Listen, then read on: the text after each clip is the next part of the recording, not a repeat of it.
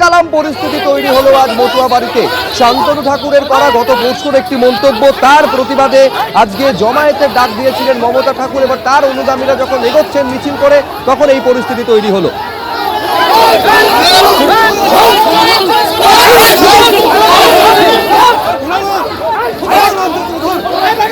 আমি সরাসরি কথা বলবো, সমীরণ পাল আমাদের প্রতিনিধি রয়েছে। এটা ধুমধুমার কাণ্ড, শুধুমাত্র ধস্তাধস্তি নয়, কিল, চড়, লাঠি, ঘুষি কিছুই বাদ গেল না। সমীরণ, এইরকম একটা ছবি তৈরি হলো কেন?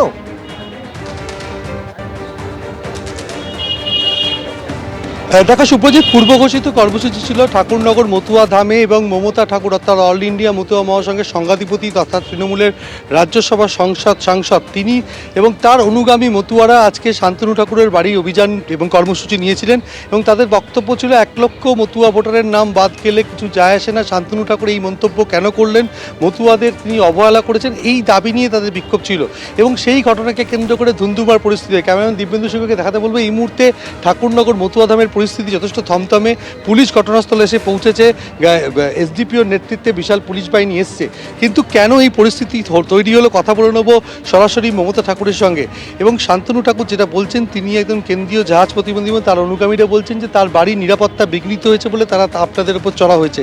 কি বলবেন, কি পরিস্থিতি তৈরি হয়েছে? দেখুন, মিথ্যে কথা বলার তো একটা সীমা থাকে। তার বাড়িতে সিকিউরিটি দিয়ে ভরা, সিসি ক্যামেরা দিয়ে ভরা, সেখানে যদি আমাদের লোকরা যদি হামলা করে তা সেই ফুটেজগুলো দেখাক। আপনারা সশস্ত্র অবস্থায় গেছিলেন বলা হচ্ছে। সেটা ফুটেজ দেখাক। আপনারাই তো ওখানে ছিলেন। আমার লোকরা নিয়ে গেছিল, তাদের হাতে ছিল ডাঙ্কা, নিশেং আর কিছু প্ল্যাকার্ড, এই তো ছিল। তার বাড়িতে সিসি ক্যামেরা আছে, তার ওখানে প্রচুর সেন্ট্রাল বাহিনী আছে, সিকিউরিটি ভরা। তার জিনিসটাও সামনে প্রকাশ্যে নিয়ে আসুক। কি পরিস্থিতি তৈরি হয়েছিল, আপনারা তো ছিলেন? আমরা ওখানে গেছি শান্তনু ঠাকুরের কাছে, আমরা জানাতে যে কিভাবে 50,000 ভোট এতদিন টাকা নিয়েছে, সবার দ্বারা একটা লোকের দ্বারা 800,000 টাকা করে নিয়েছে, তাহলে এখন ভোটটা কেন কাটা যাবে? ও বলেছে এই কার্ড দেখালে ভোট কাটা যাবে না, সব কিছু পাওয়া যাবে, তাহলে কিসের জন্য এখন কাটা যাবে, ও কেন বলছে?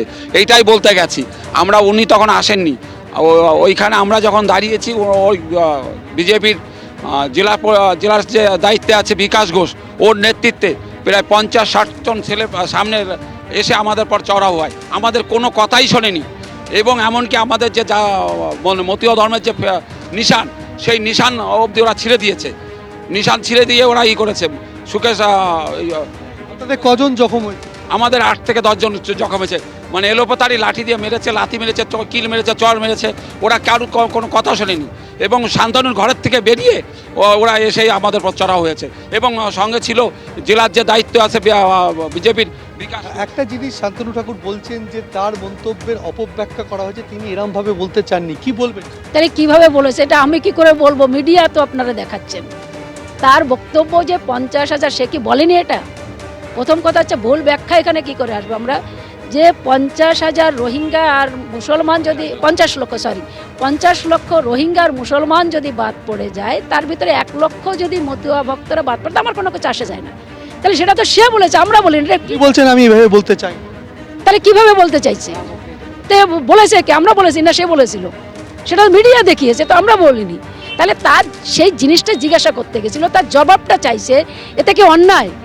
তাহলে আজকে এতদিন ধরে ও সিএর জন্য এতদিন ধরে কেন তাহলে মতদের ভুল বুঝিয়ে টাকাটা নিল, কার্ডগুলো বিলি করলো যে এটা অ্যাপ্লাই করলে, সিএতে অ্যাপ্লাই করলে আপনি নাগরিকত্ব পাবেন, হিন্দু কার্ড করলে আপনি নাগরিকত্ব পাবেন। তাহলে আজকে সেই মানুষগুলোই তো গেছিলো তার কাছে জবাব চাইতে, তাহলে তার জন্য আজকে মার খেয়ে আসতে হলো। আর আবার বলছে যে মিথ্যে, যে এটা আমি এইভাবে বলতে চাই না। এটা কীভাবে বলতে চাইছে? এটা তো আমার কথা, এটা তো মিডিয়াতেও বলেছে, যেটা সেটাই সবাই জেনেছে। ঘটনায় 7-8 জন জখম হয়েছে মমতা ঠাকুর অভিযোগ করছেন এবং তারা পুলিশের কাছে অভিযোগ জানায়। যদি পুলিশের তরফ থেকে বলা হচ্ছে যে এই যে কর্মসূচি ছিল সেটা পুলিশের কাছ থেকে কোনো অনুমতি নেওয়া হয়নি, কিন্তু যে মন্তব্যের পরিপ্রেক্ষিতে এই ঘটনা ঘটেছে, শান্তনু ঠাকুর দাবি করছেন যে তিনি এভাবে মন্তব্য করেননি, তার মন্তব্যের অপব্যাখ্যা। বেশ, আমি শান্তনু ঠাকুরের বক্তব্য দর্শকদের সামনে রাখবো, কিন্তু তার আগে সমীরণ একবার দর্শকদের দেখায় যে সময় এই ধুন্ধুমার পরিস্থিতি রণক্ষেত্রে চেহারা নিল মতুয়া বাড়ি। দেখুন,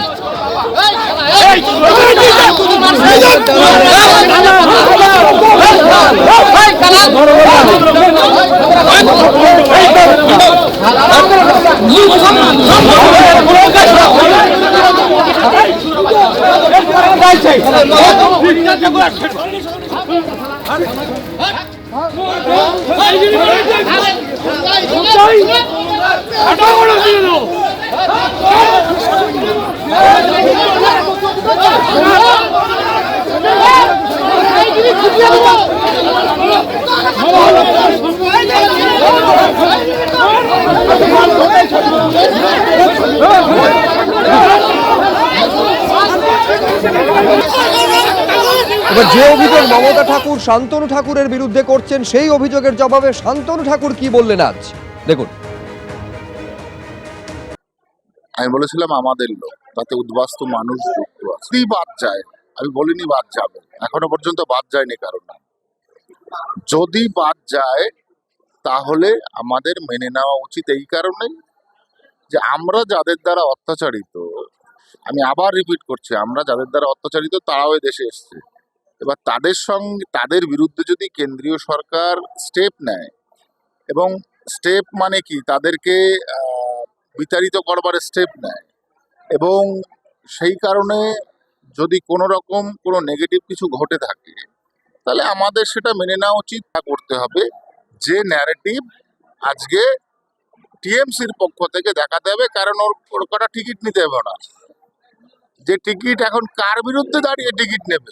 এখন এই যাবতীয় বিতর্কের সূত্রপাত হয়েছিল শান্তনু ঠাকুরের করা একটি মন্তব্যকে ঘিরে। গত পরশু শান্তনু ঠাকুর কি বলেছিলেন, যার প্রেক্ষিতে আজকে মতুয়া বাড়ি রণক্ষেত্রে চেহারা নিল দেখুন। 50 লাখ রোহিঙ্গা মুসলমান, বাংলাদেশি মুসলমান, পাকিস্তানি মুসলমান যদি বাদ যায়, তার মধ্যে 1 লাখ যদি আমাদের সমাজের মানুষকে একটু স্টপ থাকতে হয়, এসআইআর আমাদের কোনো সমস্যা নয়। ভারতবর্ষের সরকারকে সহযোগিতা করার জন্য আমাকে যদি এসআইআর ঝেলতে হয়, তাহলে ঝেলবো না কেন? ঠাকুরমশাইয়ের সঙ্গে একমত নই। ঠাকুরমশাই বলেছেন 1 লক্ষ বাদ গিয়ে যদি ওদের 50 লক্ষ বাদ যায়, একটাও বাদ যাবে না। কারণ কি, ওখানে লেখা রয়েছে, যেটা সিএতে, এটা আমি আশা করব ঠাকুরমশাই একটু পড়ে দেখবেন, সিএতে লেখা রয়েছে 6B-তে অ্যামেন্ডমেন্ট করা আছে, 3 নম্বরের দেখবেন 2 নম্বর কলমে, সেকেন্ড কলমে লেখা রয়েছে, provided further that the person who makes the application for citizenship under this section shall not be deprived of his rights and privileges. আমি চাইব কেন্দ্রীয় আমাদের স্বরাষ্ট্র মন্ত্রণালয় থেকে একটা অর্ডার সিএ বেসিসে বের করা হোক, এবং তা বের করবার জন্য আমার শেষ রক্তবিন্দু দিতে হলেও আমি দেব না। আমি সাংসদের কথায় একমত নই, আমি আইন মতো কথা কই, কারণ আইন না পড়ে আমি একটাও কথা বলি না মানুষের ধারে। 1 লক্ষ কেন, 2 লক্ষ বাদ যেতে পারে। যদি মমতা ব্যানার্জির কথা শুনে সিএ না করে, অনশন করতে যায়, মরুক ওরা। যারা সিএ করবে তাদের নাম থাকবে থাকবে থাকবে, আমি বলছি। এবিপি আনন্দ, এগিয়ে থাকে, এগিয়ে রাখে।